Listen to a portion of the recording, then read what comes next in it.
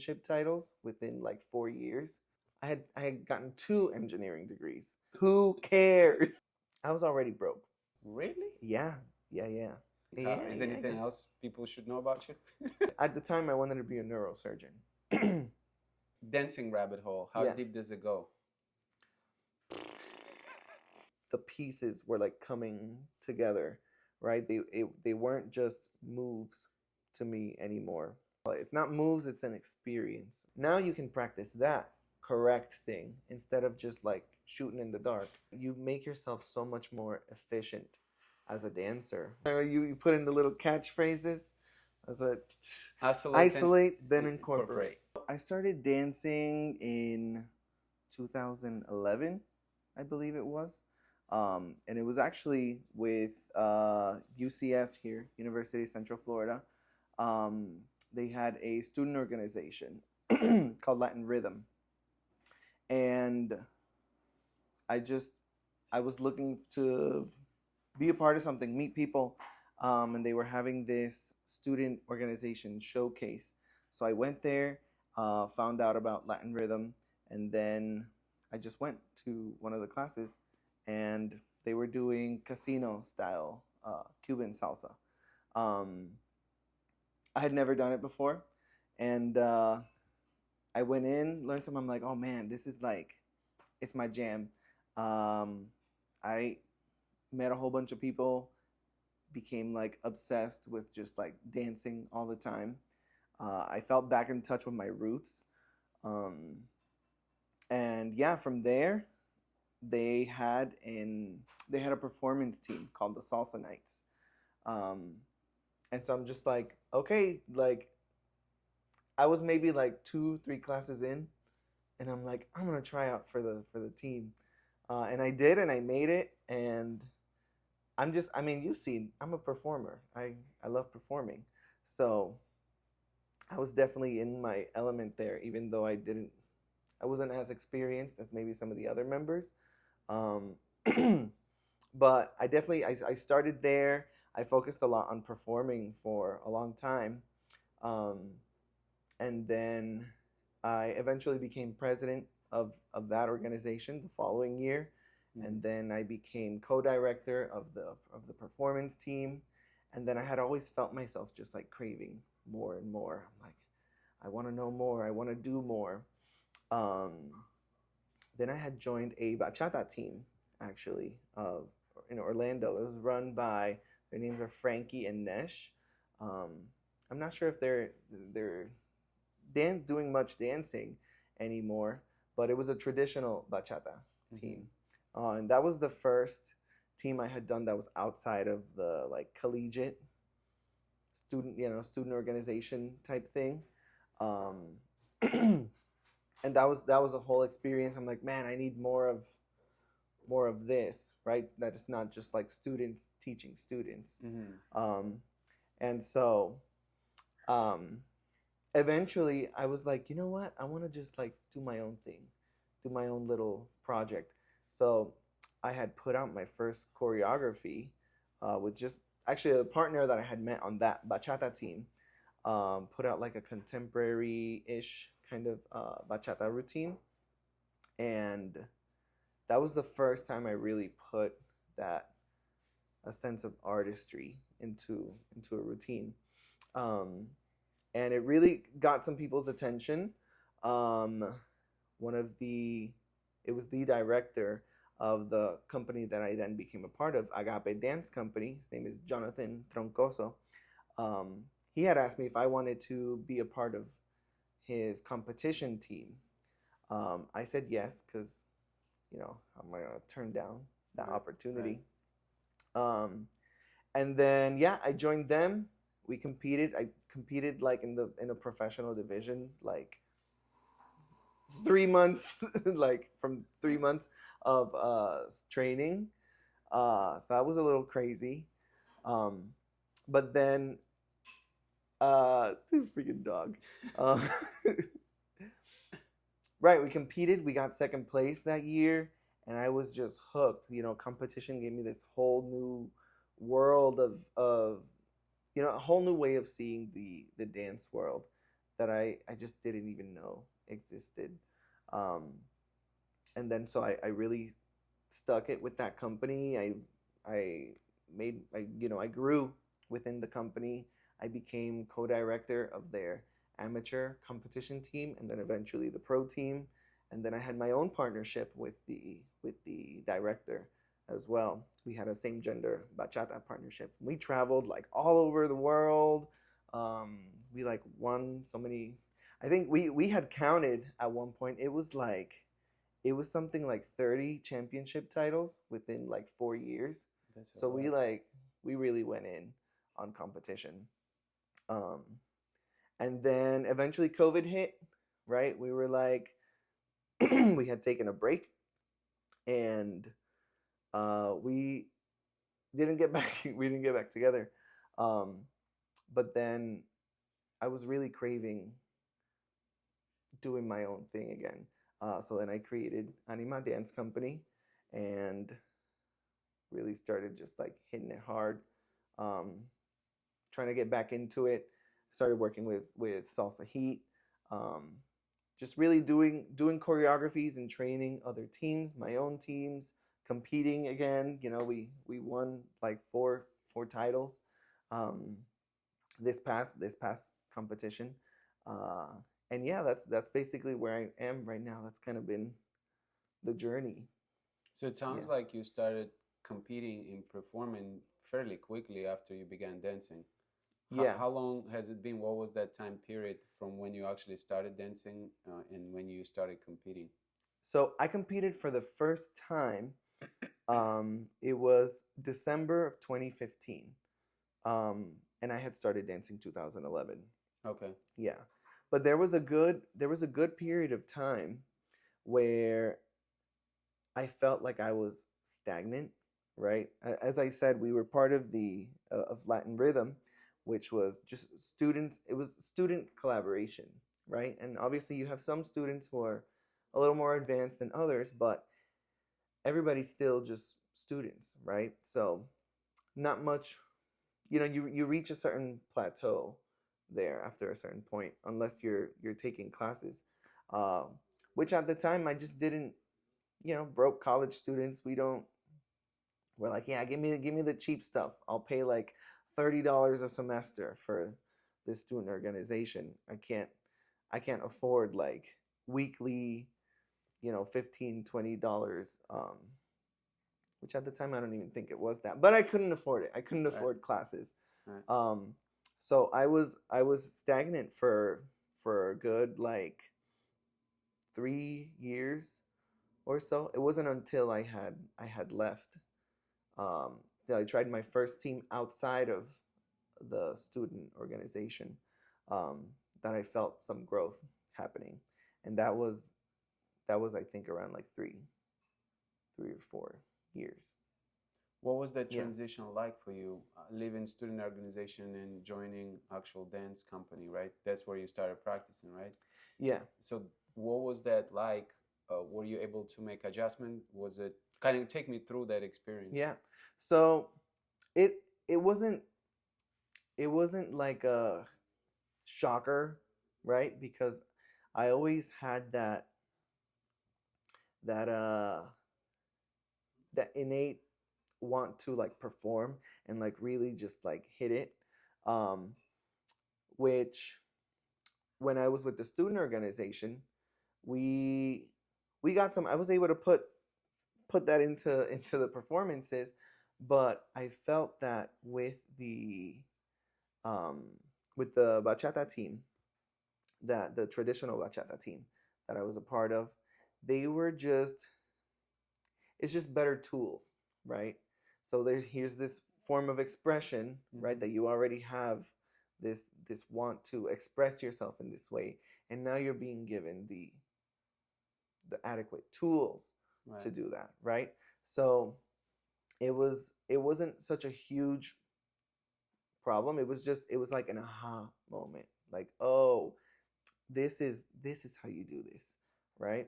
And I was living my best life. It was Mm-hmm. great. Yeah. You mentioned to me previously that you changed your career, you became a full-time dancer. Mm-hmm. And what was that time like? Because you got your engineering degree Yeah, from UCF, yeah, and yeah. then you're working as a full-time engineer at first. So I like barely got into it, right? So um I had actually I had gotten two engineering degrees. Oh, I'm like, okay. let me not just even get the one. Let me let me go and get two and like waste more money.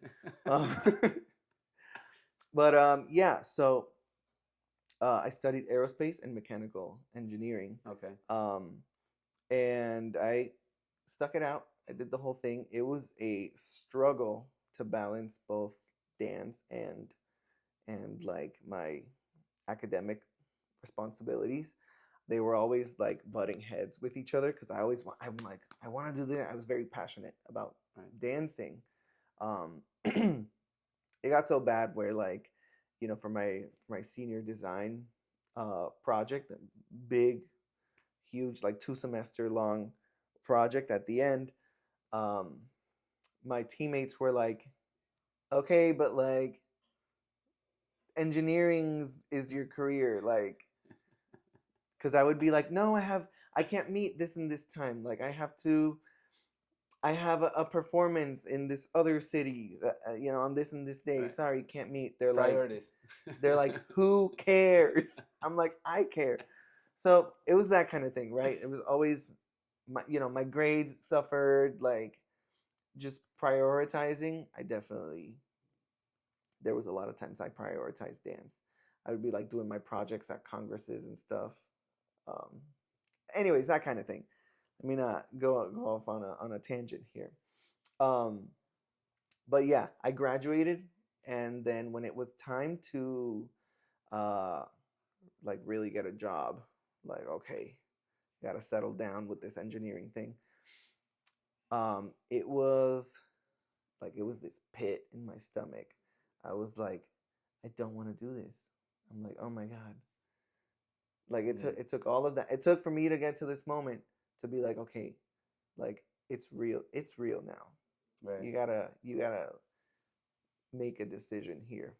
And I felt myself miserable Mm. in the I envisioned myself because that was around the time that Jonathan had asked me to become part of the competition team. Mm. Now, that was going to be extensive and free training for me. I'm like, I can, and I really believed in his abilities as well. Um, so I was like, this opportunity is like falling on my lap, like Right. that doesn't come by just out of nowhere. Correct. I felt like it felt like something was being put in my path for a reason. And so I took it.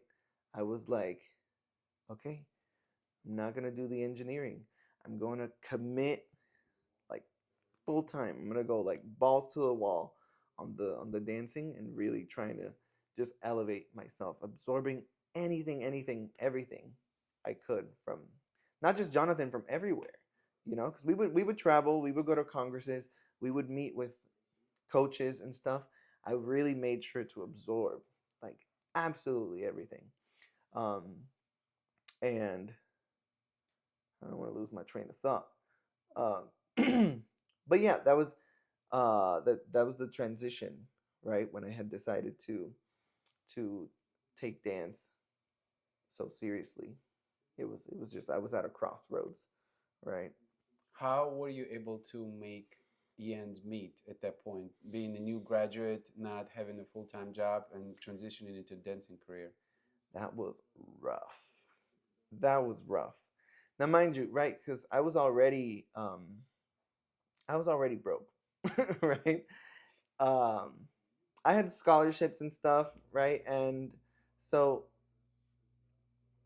the academics part of it, and really just trying to balance it with the dance stuff was it was very challenging on my schedule, right? So I'm like, okay, I'm not gonna work. Like I'm just gonna all my time is gonna go to academics or dancing, right? So all the money that I had was from the grants and scholarships and all that, all the financial aid stuff. um and So it was just limited, right? So by the time I graduated, okay, that money is gone.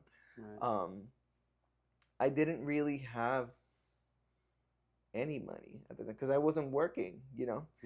Um, and then I'm like, oh well, I'm not doing the engineering. Um, so and I'm just starting the dancing. Becoming a dancer, you're not gonna start making money right away. Yeah. You gotta pay your dues, as they say. That really goes for any artist career. But I really had to figure it out. Um, because I didn't have money, I also lost my car. So I'm like, okay, getting rid of the car, gotta like get these bills down. So I'm like, okay, I gotta work from home. So I found some jobs working from home. I'm like, okay, well, I'll put my engineering degrees to some use, right? I became a tutor, which I still do to this day. Just math and science tutoring, engineering classes and stuff. I still have that knowledge. I'm like, might as well. There's a lot of people who need tutoring help, especially during COVID. When everybody was being homeschooled and stuff. Um, so I did that, and then I got into cutting hair. Also, that was actually because I needed haircuts. I'm like I can't afford like Right. these haircuts all the time. Like I gotta start learning to cut my own hair. So I cut my own hair, and then I'm like I can charge people for this, and that's eventually how I became a barber too. Yeah. So that's how I was making ends meet. Just the tutoring, um, the the little like online job that I had. It was like some survey thing, um, and then cutting hair. Yeah. You're man of many talents. You cut hair, you do math tutoring, and then you dance multiple styles of dancing. Yeah, Is there yeah, anything yeah. else people should know about you? I am pretty like relentless with things I try, right? Like oh, that thing's interesting to me. You can bet I will like go in on trying to perfect it. Yeah. I love learning languages, right? I love like painting, um, singing even, right? Like I even try to practice singing.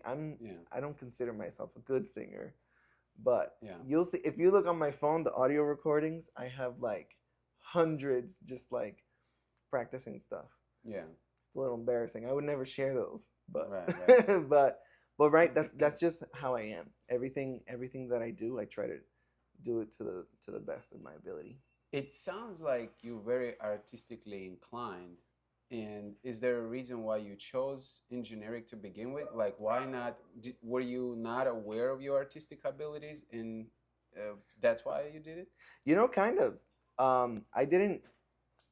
It's funny that you mentioned that because I think I was in eighth grade when uh, one of my teachers, she was like, I'm gonna do this exercise, and like, you tell me what you want to be, you write it down on a piece of paper, and then I will tell you what I think you're gonna be in, right?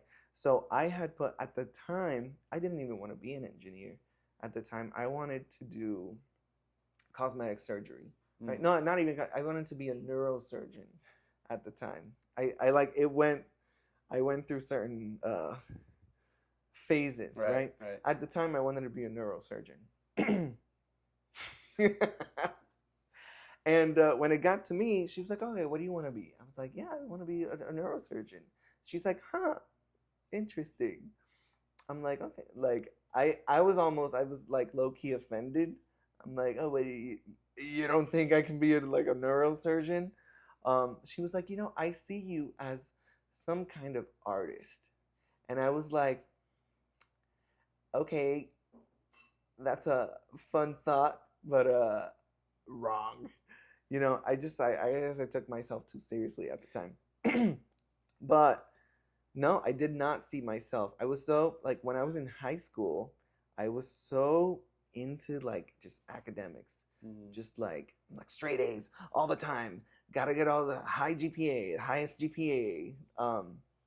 And that was that was my life. I actually, it's especially in like the maths and sciences, right? I was really good at them. I really enjoyed them. I still enjoy them to this day. I'm actually a big nerd. Um, so I thought, okay, math, science, engineering. That's what I'm gonna be. I'm gonna be an engineer. Um, so then I stuck it, and it wasn't until I got to college that I was introduced to dance, and then I was like, oh my god, I love this. And then I started seeing that I had this artistic bone Yeah. in my body, right?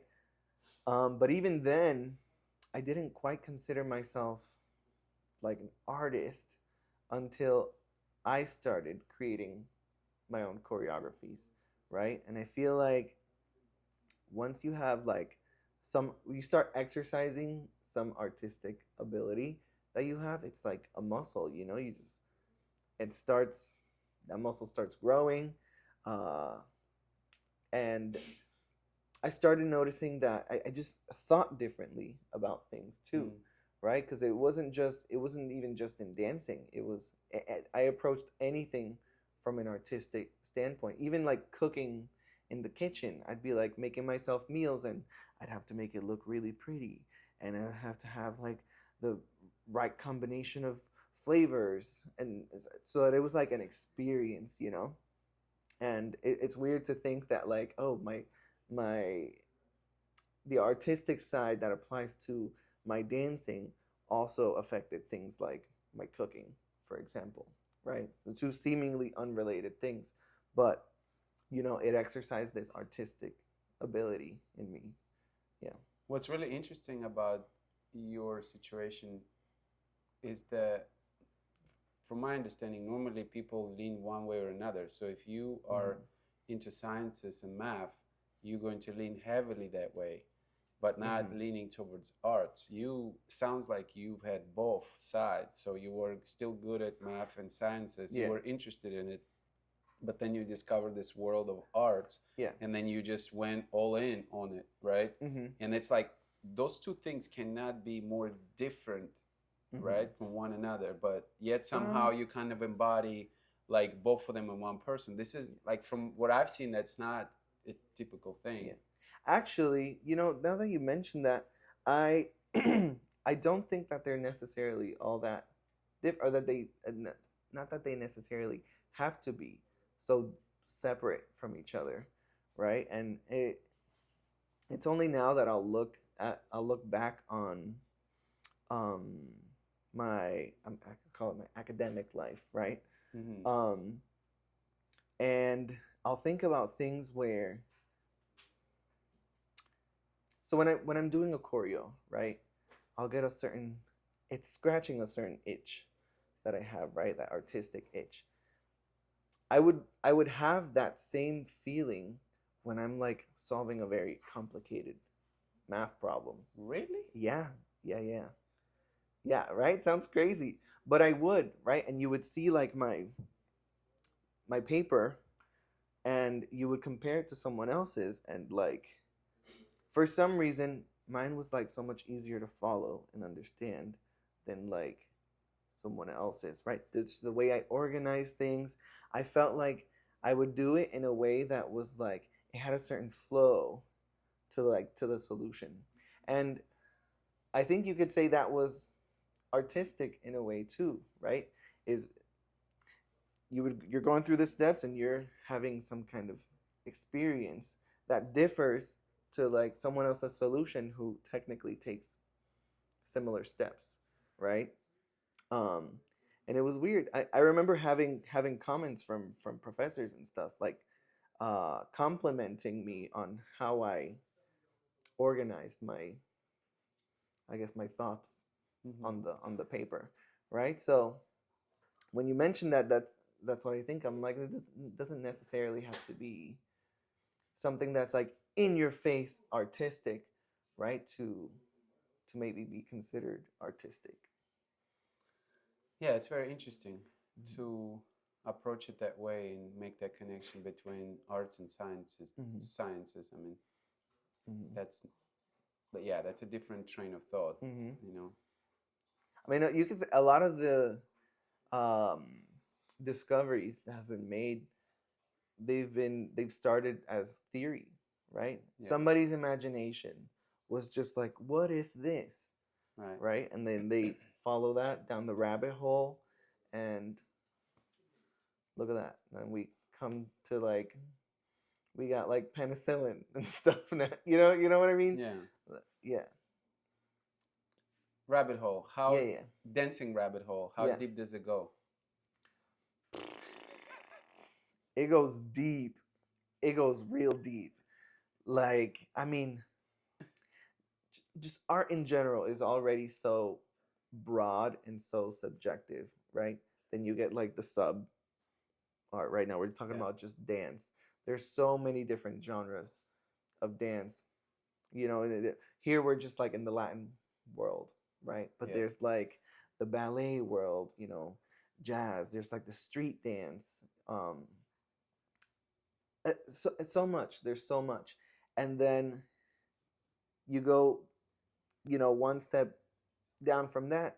Then there's people's individual styles, right? That even in just, let's say, just bachata, for example, you have you have the modern bachata, traditional bachata, sensual bachata. You have people that do their own thing, Right. on one, on two, On four. right? You have the pachanga, right? Stuff that some people who maybe they don't know enough, right? They'll be like, oh, I don't even know, I don't even see the difference between this and that. How do you? I remember when I was first with Latin rhythm, they were saying, how do we know the difference between salsa and bachata? And I was like, how do you not see the difference, right? But it's like, to some people, it looks or sounds the same, Right. right? But there's so much more to it, right? That once you're in here, you're seeing all the different intricacies to everything, even things that are like really similar, Hmm. right? So it runs deep. What has been one of the game changers for you as a dancer? Because you mentioned you started in college, obviously, then you transitioned to the dance company. Yeah. Was there a moment or a period of time in which you felt like, okay, I am understanding dance differently now? Oh, 100%. Um, I want to. That's why I love competition. Right? We had talked previously about why I do competition. Um, my very first time competing. Right? If here we'll do it like as a graph. Right? If my progress when I first started dancing was like we're growing, we're growing, Right. right? And then I get to that plateau. When I started training for competition, my growth was like, oh, this is steep growth. Just that week of competition, just like the week before we actually got on that floor to be judged, I was like, and I'm like, oh my God. This is like, I don't know if it was the pressure of having to deliver, Perform, yeah. right? Because it felt so high stakes for me. Um, I don't know if it was that pressure that was like, all right, everything you've been working for, you gotta get it right this time.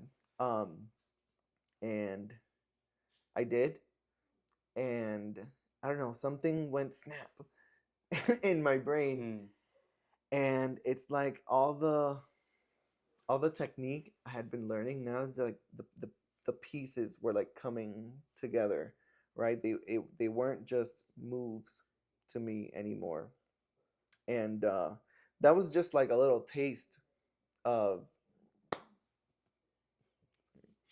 that was a little taste of what was to come in terms of how I viewed dancing, right? I saw the potential in that growth, and I just like really followed it, right? We had started training with like coaches and stuff, people who had a lot of like extensive like ballroom experience, ballet experience, just like theater arts experience, and that provided its own wealth of knowledge, right? And then you put all those things together, and you take some technique from here, some technique from there, and now you have what was like a maybe a 500 puzzle piece that you had figured out.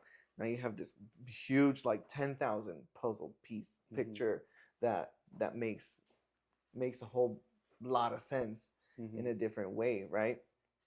And then, I mean, you've trained with me. You've also seen um, how I tend to approach things from almost a like a scientific perspective, just like physics, right? I'll explain technique as like I'll even say like it's the mechanics of this movement, right? My engineering background comes into play a lot in the way that I'll see um, dance, because we are moving parts, right? Which is mechanics. Yeah. Yeah. So, you combine the artistry and the different techniques from different styles. You combine that with um, the engineering background that I have, and I feel like I have a somewhat unique way of viewing dance. You mentioned that you did not view moves as moves anymore when you did your competition. Uh huh. What, how do you start perceiving those things at that moment or during that time? Do Yeah. you start looking at it as art and you connect with the art, or did you start like how? What was that like? So I started viewing, right. It's not just so here's what I mean by moves versus what I call it. It's not moves, it's an experience, right? So imagine you're on a roller coaster, right? And it's like it's a set path, right? It always takes the same path, it's the same movement.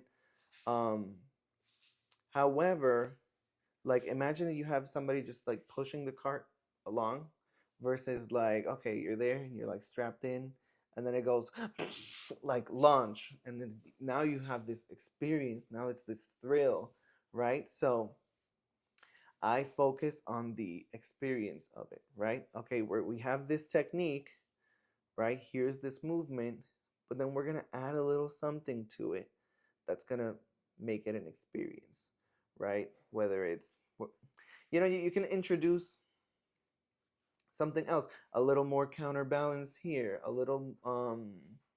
little change in shape or something there, right? Um, how use your partner in some way to kind of change it up a little bit, right? So that we get a different visual effect and a different experience for the dancer as well. So it sounds like you're making movement your own, Mm-hmm. and then would you say then through that process you connect with the movement more? It what allows you to no longer feel like you're just doing another move, but rather getting into this experience? Oh, right, absolutely. I feel like, um, in general, anytime you have an experience, it's more ingrained, right? Like It's your I own. always I always tell my dancers too. It's like okay, we're drilling this, right? And okay, we're learning these things, but what I want you to do is be able to replicate the experience. I want you to feel what this feels like and then replicate that, right? Learn how to replicate that feeling, um, instead of always approaching things from a very analytical point of view, right? Because then it appears lifeless, and I can see when it appears lifeless, right? And that's something I don't want. I'm very big on telling my dancers how to give it that little extra oomph.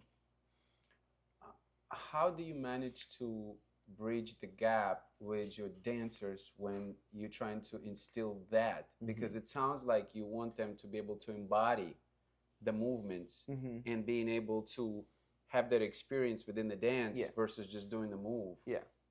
It's it's tough, and I would say we're not quite there yet, right? But I've seen them grow tremendously in that regard. Um, we'll dedicate entire rehearsals to just the performance aspect of things, right? Just really embodying those movements. And I'll sit there and I will exhaust a list of things to have them connect with, right? Because for me, I mean, you've seen me. I step into characters all Right, the time. You see right. me on like Halloween and stuff, right? Yeah. I really like to embody characters. So for me, it's already natural to like step into a different mentality to embody a certain feeling, Mm. right? So it's the way I operate, and I imagine that other people have their own versions of things that they can um, connect with, right, to help them embody a feeling. So I will, based on what I know, I like to get to know my dancers well, right? Based on who they are, I will exhaust a list of things that they might connect with that's in the realm of what I want them to embody. And we will dedicate a lot of time to just doing that until they get it. I remember you mentioning previously that you pretend to be someone else when Mm-hmm. you perform it. Yeah. So this is, it sounds like it's a one of the ways that you can connect with the music itself, right? Mm-hmm. With knowing that, okay, maybe Roy in this moment doesn't, do these moves the same way, but this other person that I imagine to be right now, Mm-hmm. he or she going to perform those moves to the max of her or his ability. Right, right, right. How did that come about? Did you just like one time thought about doing that while performing and just give it a shot? So I feel like on some level, I had kind of always done that when it came to performing. I and I don't know if it was this like a pressure thing. It was my way of dealing with stage fright, um, where I'm like, okay, I can't go on as me. I have to pretend I'm this much grander version of myself, right? Um, and I would do that, and it would help, and I would find that I would get this surge of adrenaline that for some people it would be like too much, right? The adrenaline is like nerves. Mm-hmm. I would use the adrenaline as a good thing, um, and it wasn't until so there's this amazing dancer. Her name is Atoy. I don't know if you're familiar I don't with her. think so. Atoy. Um, Atoy Juliana, I think is her Instagram if anybody's interested. Um, she had told me and she gave me a great like visual for it because she had said that she does the same thing just before she walks on stage. She envisions like she's behind a curtain, and then the curtain just like it opens like this, and she's like revealed, right? And it was this grand like this visual. I see this like Right. Hollywood spectacle thing, and she's like, yeah, like it's a whole character. And I was like, man, that could bring my stepping into a character to a different level, right? So now when I do that, sometimes I envision myself like, when you're getting on stage, it's kind of easy. You already have the bright lights, but I don't even see like a Congress stage. I'm seeing like a huge like a big theater, right? Huge curtains, like big time thing. And everybody just like going wild for what I have to serve them here. Uh, and that's the kind of the mentality I step into, and it helps me deliver that. So interesting, man. Mm-hmm. So interesting. It's like a mental part of this game. Mm-hmm. It sounds like on a different level, which actually brings me to my next question: mental part versus physical part. What are your thoughts? Like, what worked for you as far as putting in time, practicing, doing specific movements over and over again, versus thinking deeply about the dance, how you want to present yourself, how Hmm. you want to embody the dance that you're doing, what that balance was like for you. How, Yeah. like, I guess, how much time did you dedicate to each one? Is do you deem one more important than another? One what? One aspect, Mm. this being physical Physical versus training. mental? Yes. Okay. So initially, everything was very physical, right? Not everything, right? I would say it was, if I had to give it a percentage, I would say I was doing like 70-30, right? 70 being physical, um, 30 being the mental. And it was just, that was due to what a shock it, right? We had talked about earlier about what a shock it was. Sorry, how much of a shock it wasn't switching from the student led stuff to the team outside, Mm-hmm. outside of the school. What it was a big shock was going from we're just doing a cute performance to we're training for competition. That was a huge shock. Um, Physically, very physically demanding. Um, and I was also like on a fast track, right? So in the beginning, it was like, okay, just the physical. I gotta get the physicality up because I'm behind. Also, I'm coming into this company as somebody with way less experience than what the others have. Um, but I always felt like the mentality was a very important aspect because even while you are doing very physically demanding things, if you don't have the right mindset, you're just not going to absorb the material, or you won't absorb it in the way you should to to to really maximize your growth, right? To be like efficient with it.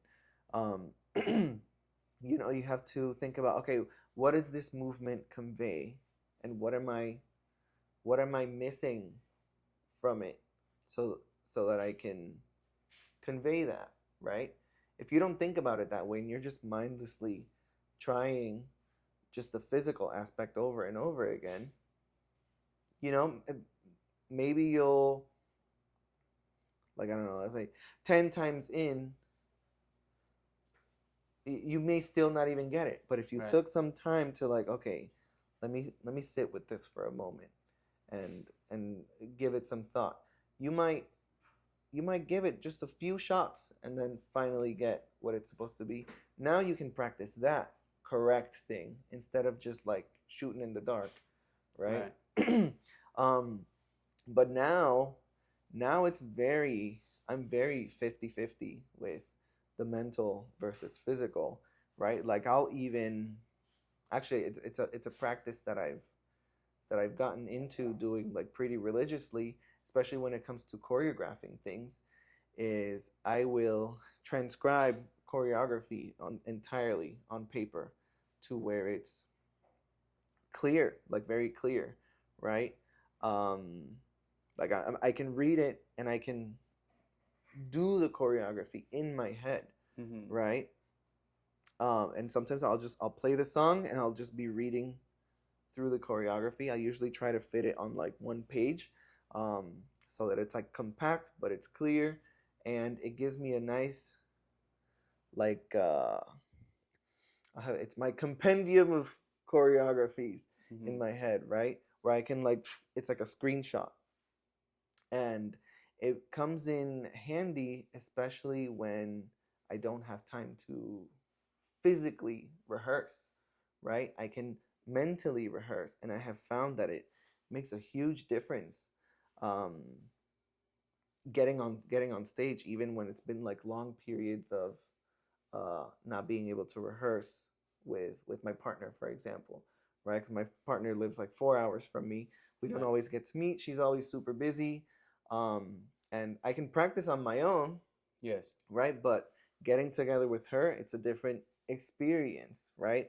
So I'll tap into all of that mentally while I'm going through. Right, I'll be on a plane, play the music.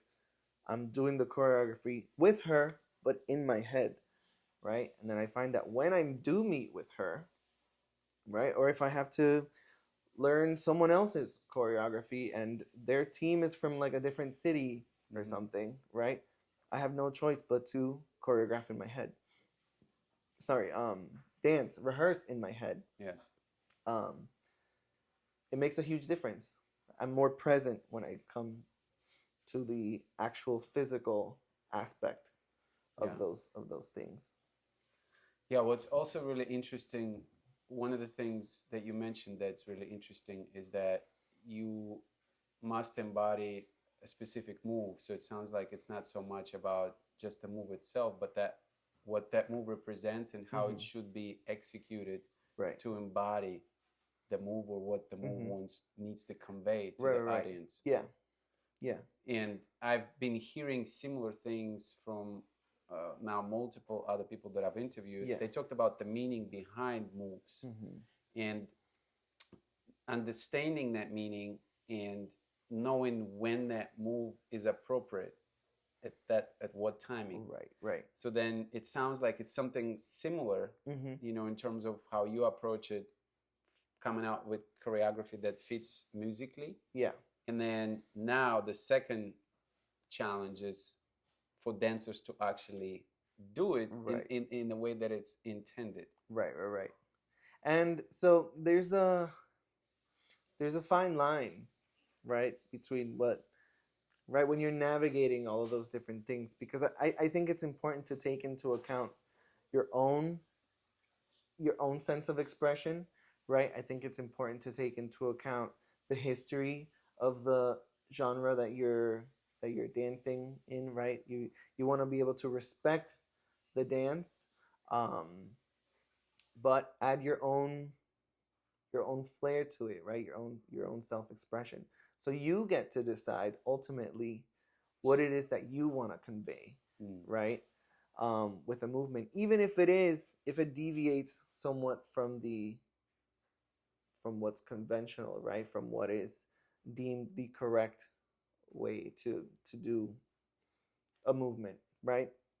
Um, Ultimately, you get to make that decision, but um, I do think, right, you have to take into account the other things as well. Like right, like respecting the history of the dance, respecting the Mm-hmm. genre, um, right? What is exactly appropriate?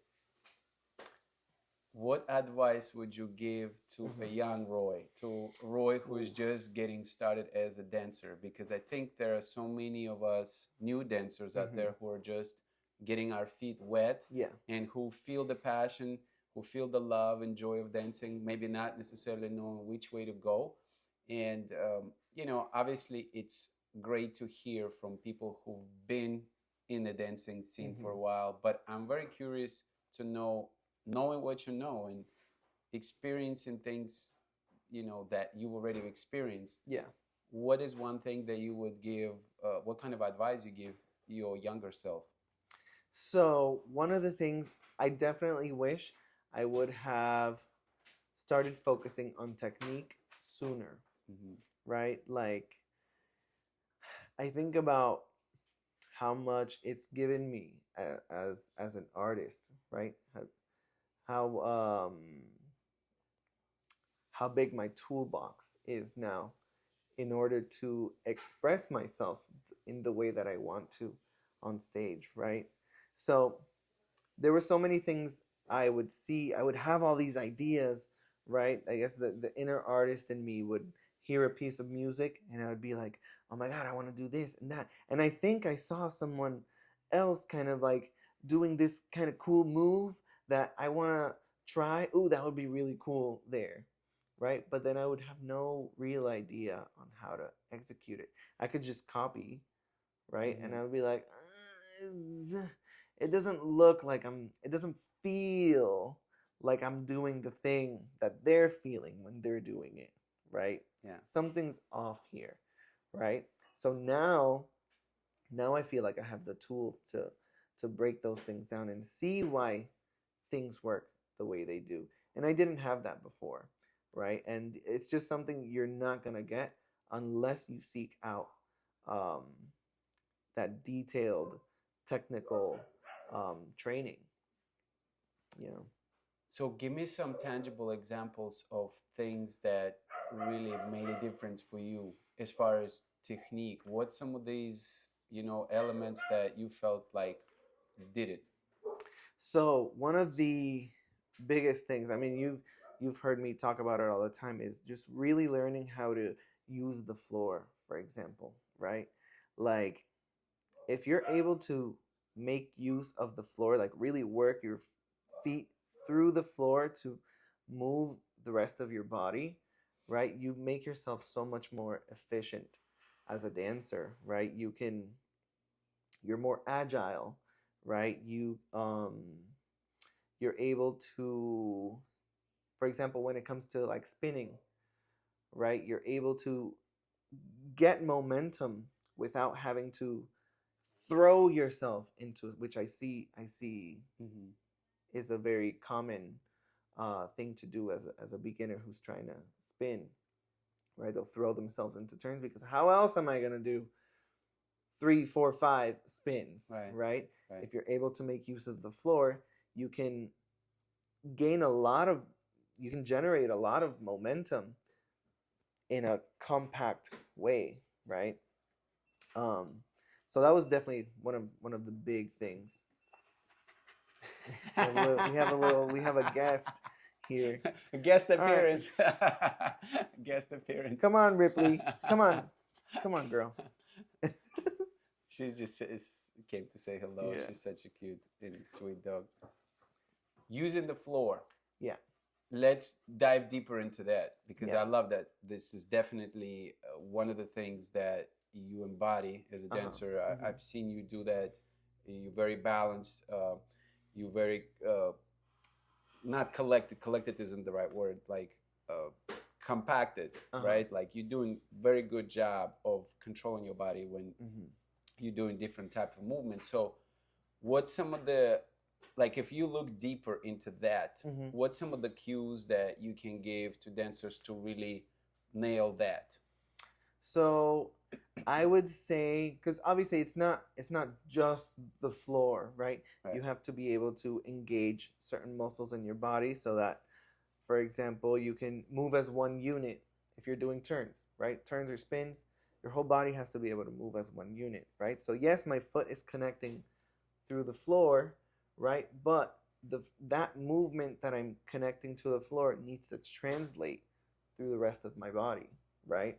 So there's a lot more that goes into it, right? Things like your ability to turn your foot, your leg, really, from the hip in and out, right? Because I am not just going to, right? Let's say this is my foot. I'm Right. not just going to like sweep the floor like this. This is not using the floor, right? I need to be able to turn my entire leg, right? So that I can send that movement up, right? And then I can engage through my core, right? So that my body moves as one whole unit, Mm-hmm. right? And that's just one example. Right. Right.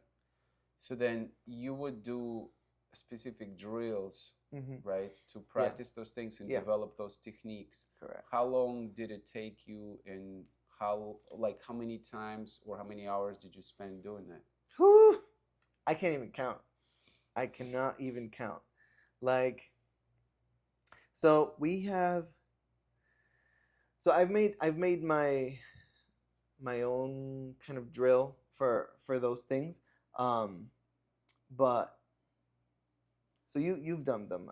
I call Mm. them the Roomba turns, right? Nothing revolutionary, but really the concept behind that is how do we incorporate using the floor to do turns in either direction on either foot while keeping your basic body movement going, right? Because that's another issue. A lot of people, okay, they're dancing, and now here comes the turn. We stop all movement entirely just so we can let's wind it up and do Yes. the turn, right? Yes. Um, and that was born from doing uh, just Roomba walks, like we're just walking, right? And having incorporating our body movement, being conscious of our weight transfers. And those are things that when I was with the Agape Dance Company, um, everybody would train. All the training team, the amateur competition team, which I had co-directed. Right, I was responsible for all the warm ups and all of that. It was, I mean, I can't even tell you how many hours, and not just with them. Right, on my own time as well. I would go anywhere. I'd be like walking outside, or here I go going to the kitchen and like gonna get my food out the microwave. I'm gonna like Roomba walk my way Right. to You the made it a kitchen. lifestyle. Right, right, right. So it's just I would Shanae my way across Right. my room, you know. You became Roomba walks. Roomba walks, Shanae's, all the technique, you know. Yeah. All my like ballet exercises, all of that. I would incorporate into my daily life just as much as I would in uh, giving those drills to our students. So makes Yeah. complete sense. So let's say that I am a dancer who is working on these drills, Uh-huh. and let's use Roomba walks as an example. Yeah. So where I'm doing a walk and I'm doing a different turn patterns, Yeah. right? And let's say that I am having a hard time. I tried to do it multiple different ways, but something is not working. What your recommendation would be for that person to actually get it? So one, I would let's say you're just entirely on your own, right? You have no feedback from a more trained instructor, for example. You're just at home and you're like, this thing is not feeling right. Let me try to do something here, right? I would start with break it down, right? It's all right. It's layers of components, right? You're layering all those individual movements together to create something like a Roomba walk, right? Take it step by step. Okay, how does is this aspect of it going correct? No, that's good. Okay, so it can't be that. That's wrong. Let me try the next thing and the next thing. And then I find, because I've gone through this as well, I find that eventually you get to, oh, it's right here. It's my shoulder, right? I'm that feels weird. Doing it's like I'm going like out a little bit, like or it feels like it's coming from the wrong place, right? Then maybe try different things with just that one aspect of it. And if it still feels wrong, then seek outside help. Somebody who you know is more trained in Roomba walks. I love that. So, Yeah. which body parts would you recommend really taking a close look at? Are there some markers, the other words, that you would always evaluate? For Roomba walks in Or particular, or for that, or for any other drills, is there a common number of body parts that you would look at more closely to say, okay, we need to make sure that feet will work well, knees, hips? Is there a number of those, specific body parts that you always look at? yes. So I feel like the the big ones are it's the feet, it's the hips, and uh the rib cage. Really, I'm gonna say rib cage, and really I mean just like the torso, right? Because sometimes it's the back, right? How is those muscles in the back working for this? Or it'll be right the chest, right? How are we opening up from the rib cage, right? Engaging the lats, the things like that, right? Those areas of the body really they work well together, right? How is my rib cage working hand in hand with my hips to to allow me to do a certain movement, right? I find that Those are probably the most important. A lot of people dance with their arms. They'll compensate for certain things with their arms. That should really be, they should be prioritizing other body parts. Then once you identify these Mm-hmm. things in a dancer, do you recommend them to isolate that body part to improve the movement? So let's say, for instance, Mm-hmm. if I realize something is not right with my rib cage, Yeah. it's not moving, Uh huh.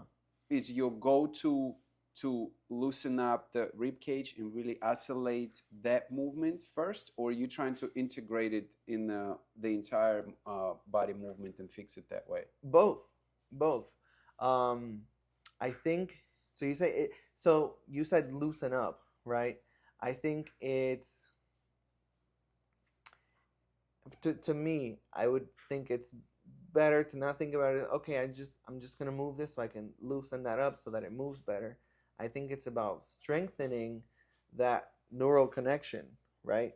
That mind body connection with that body part, right? So you can gain more awareness of where you are placing, um, right? What position you're placing that area of your body, and so that you gain more control of it, right? Because then when it comes to integration, right? Like now it needs to, right? I want to create some kind of expanded curvature to my body, right? Where now my upper body has to work with my hips, for example, right? Now I have more control over my rib cage to allow for that integration to feel more seamless. Yeah. Yeah. So it sounds like both components would be necessary, because if you Mm-hmm. need to create that neural connection first, Yeah. that's okay to work on that body part, but then Absolutely. you'll put it right back into the Right. integration equation Right. to Right. make Right. sure everything works well as a whole. Correct. I would say always incorporate, right? Like isolate, then incorporate. Okay. Okay. Yeah, Very that's cool. the you put in the little catchphrases. That's a Isolate and isolate, then incorporate. incorporate. Yeah. Isolate, then Isolate, then incorporate. incorporate. I've never said that before, but this is Yeah, good. Yeah. that could be a Yeah. tagline Yeah. for your Yeah. company in the Right. future. Right. Yeah. Yeah. Isolate and Yeah. then incorporate. No, it makes a lot of sense. It makes a lot of sense. All right, let's talk about different dance styles. Uh huh. How many different dance styles you actually now been practicing Yeah. and performed in and actually versed in? Okay. So right off the bat, I would say mostly salsa and bachata, right? Okay.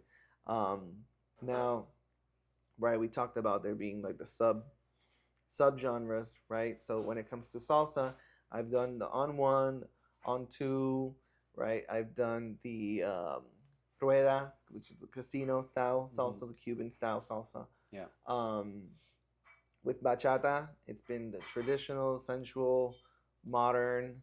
You could even say like the urban, right? I've I dance hustle, um, which I do that socially and performative as well. Um, I'm like, what else? Cha cha, done cha cha, um, dance pachanga, right? Swing? Do you do swing too? I've done some ballroom, not too much swing, but you know, they've done swing, rumba, mostly the Latin styles of ballroom. Mm-hmm. Um, and I'm like, what else have I done? Um, some contemporary, right? The typical like the formative, when you're learning the formative technique, right? With in ballet, you have the jazz, um, jazz, modern, contemporary, all that. I wouldn't say I am the most like well versed and like that's something that I do, right? But I definitely, we talked about isolate then incorporate, right? There are a lot of things that I've taken from those and incorporated them into um, the Latin styles that I do the most. Yeah.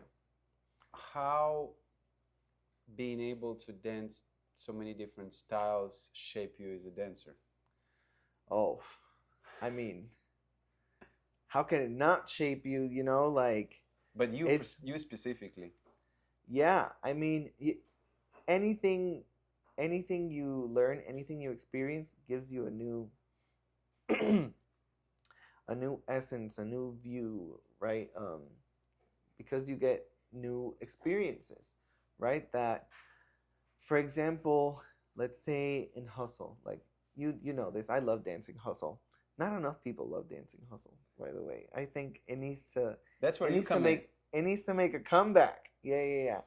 Um, but anyways, right? It also hustle has this essence to it, right? That if when you're not giving it that essence, it's not feeling like Yeah, hustle, yeah, yeah. right? Um, and I find myself now doing certain things in when I'm dancing salsa or bachata, right?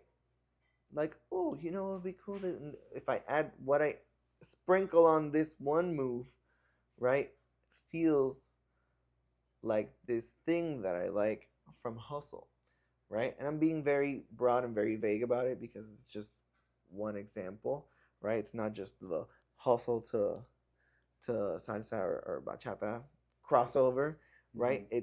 It's that idea that I apply to everything that I've learned. Oh, I like this thing, this feeling from here, but I wanna put a little bit of that in this other thing over there, Hmm. right? Um, Definitely shapes your individual style and your form of expression. Since you brought up salsa and bachata, Mm-hmm. what is one thing that was major breakthrough for you in terms of salsa, and then one breakthrough that has been, or just maybe not breakthrough, Mm-hmm. maybe just one aspect that you learned in both of those styles that really was major, one in salsa and one in bachata? Hmm. With salsa, so I would say with salsa. So my thing with salsa is I didn't know how to move really, Mm. right? And this I would say really just shaped my dancing period. But I feel like I learned it. Um, it was the Roomba walks, right? I was able to take the Roomba walk movement and put it into my salsa, right? My salsa body movement became so much better because of the Roomba walk, right? They helped each other get better, Mm. right? Because as I was learning the Roomba walks, I'm like, oh, now I know what parts of my body I should be moving when I'm taking these steps, right?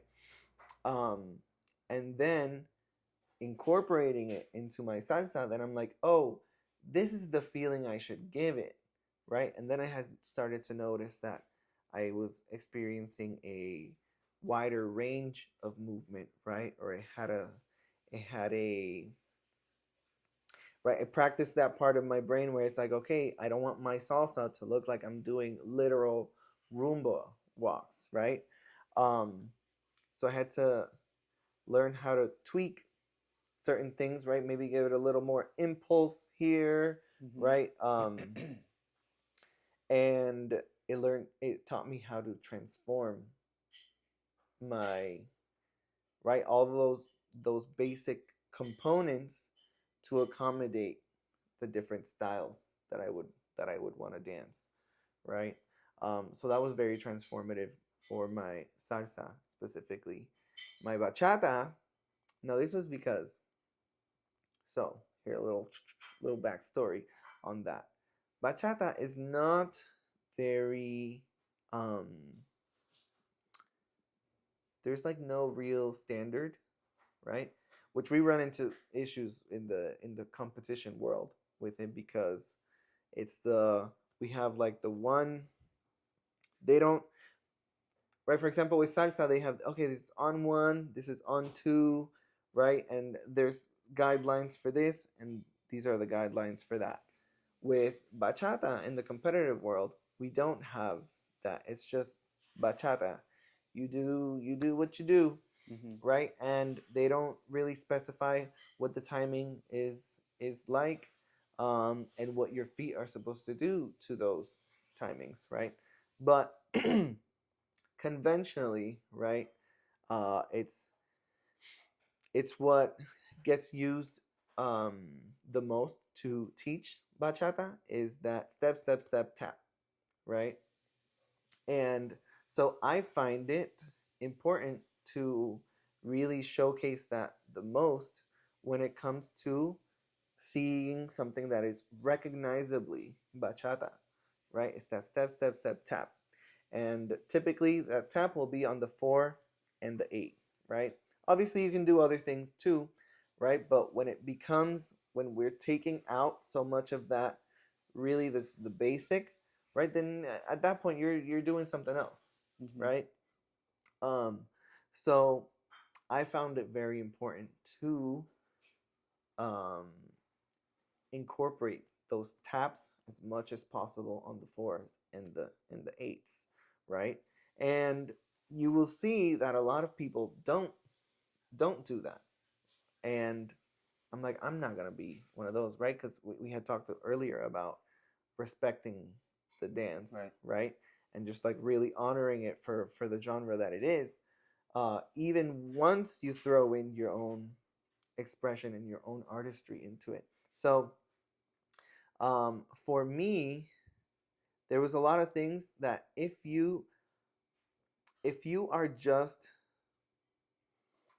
for example, like using the floor, right, as I had mentioned earlier, if you don't use the floor to get through things, you will find that you will not make it to the position you need to be at and stop and be balanced on your tap, right? You have essentially a 1, 2, 3 to do a whole bunch of stuff, and then you gotta come to that stop and tap.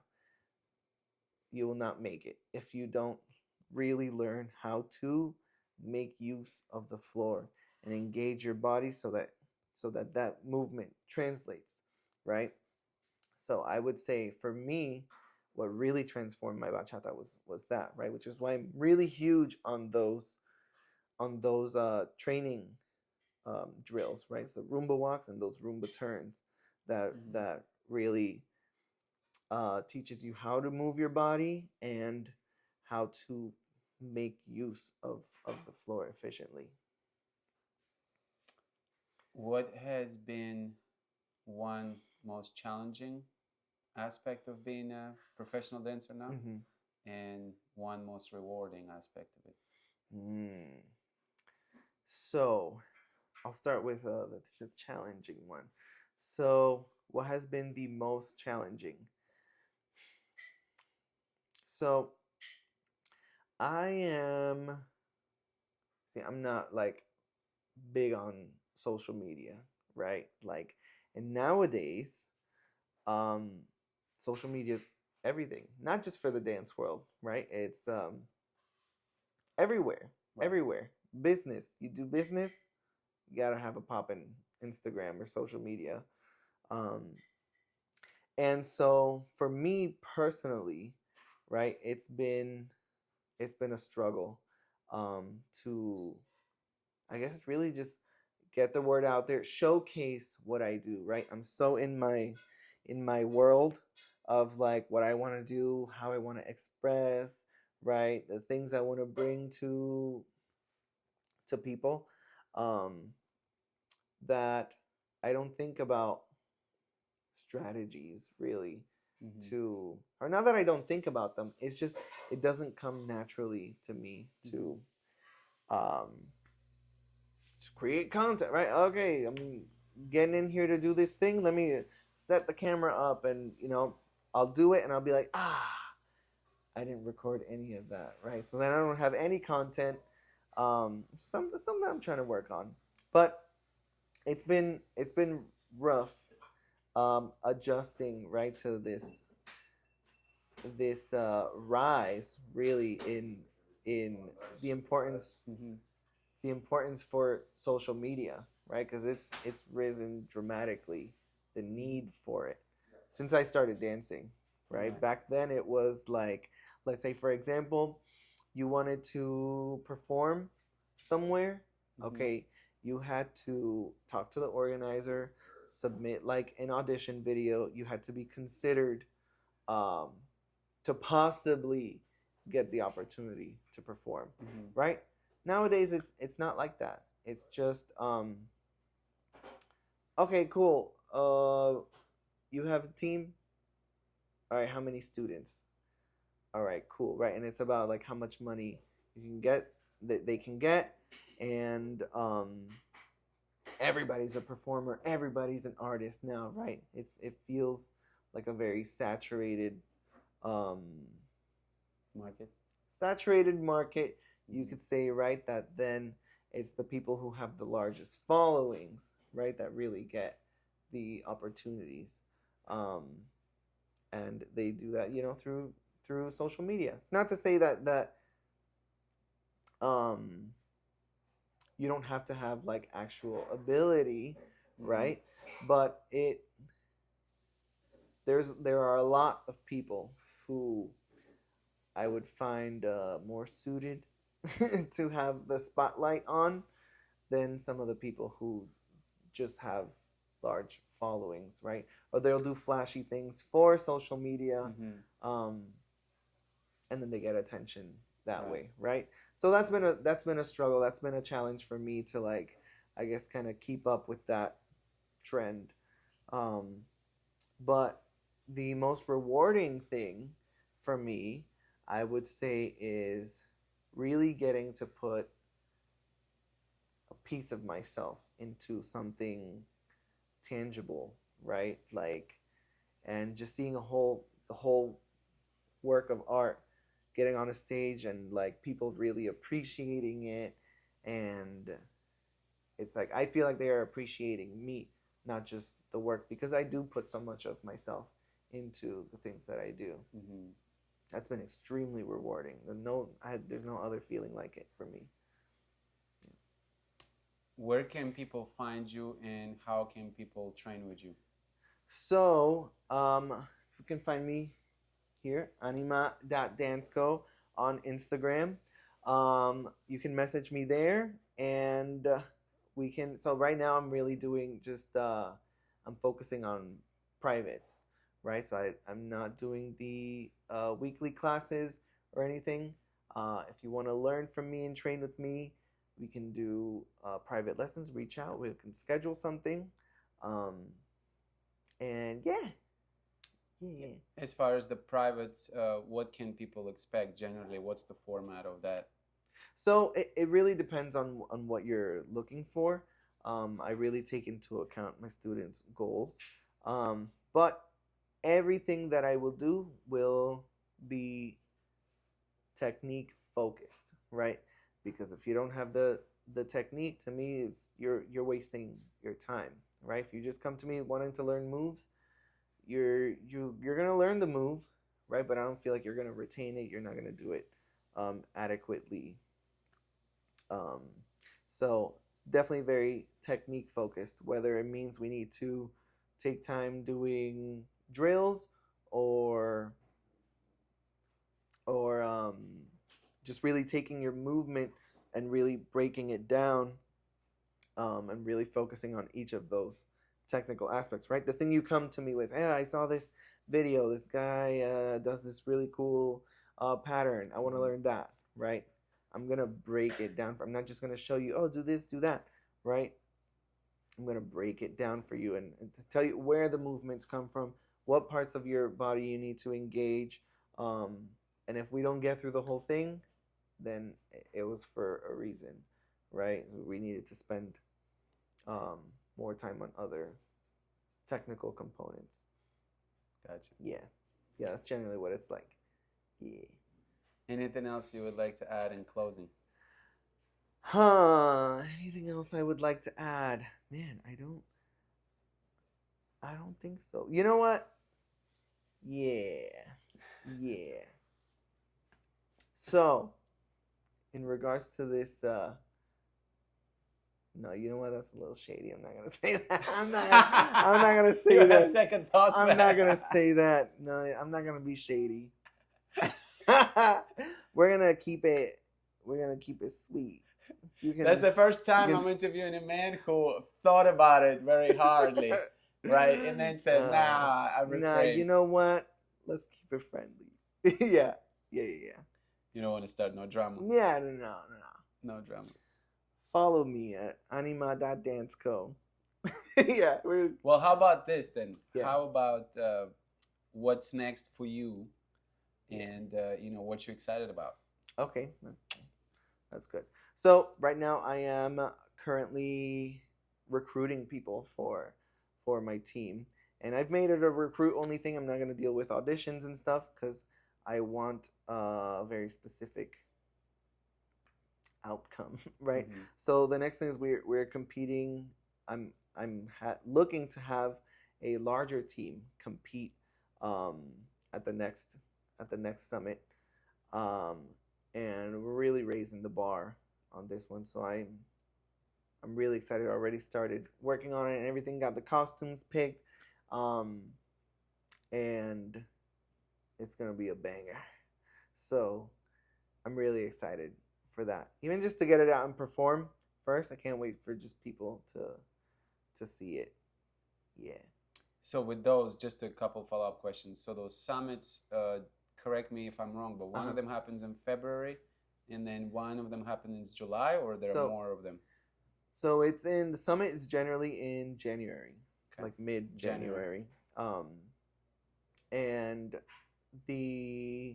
I think you're talking about the Crown. Yeah. The Crown Yeah. it happens the week of Orlando Salsa Congress. Yes. So are you using there's you using the, or what you were talking about is it specifically pertains to the summit in January? The summit. Okay. Yeah. So the summit is like one of the big ones. It's one of the most prestigious Latin dance competitions in the world right now. That one and Eurosong that happens in Mexico. That one's pretty big, and the World Latin Dance Cup that I think is in Colombia right now. But really, for me, I think the big two are Eurosong and the Summit. And the summit happens in Orlando. It happens in Orlando. Yeah, it was this past this last one. That was the first time they had it in Orlando. It was previously in Miami. Okay. You know if they're keeping it in Orlando? Or it's just I have no idea, but I'm hoping. Oh, so the location is changing every year? Not every year, no. It had. I can't tell you, but before when it was in Miami, I can't even tell you how many years they had been at that same Miami location. Okay. So I'm hoping that they stay here in Orlando because that was very convenient. Yeah. For me, yeah. Okay. And for dancers who interested to participate to compete in the summit, are there some general requirements for how long they need to be dancing, or some having a specific level of skill? No, they have so many categories for so many different levels, literally from like beginner to professional. They have categories for everywhere for little kids, right. Like literally like little like 6-year-olds and stuff. Okay. Like they have competitions for them too. Something for everyone. They have for social dancers, for showcase people. Like they have something for everybody. Okay. Yeah. Very cool. Very cool. Well, this has been a lot of fun, man. Yeah, I appreciate you taking the time to do this. Yeah, you made me think about a lot of things.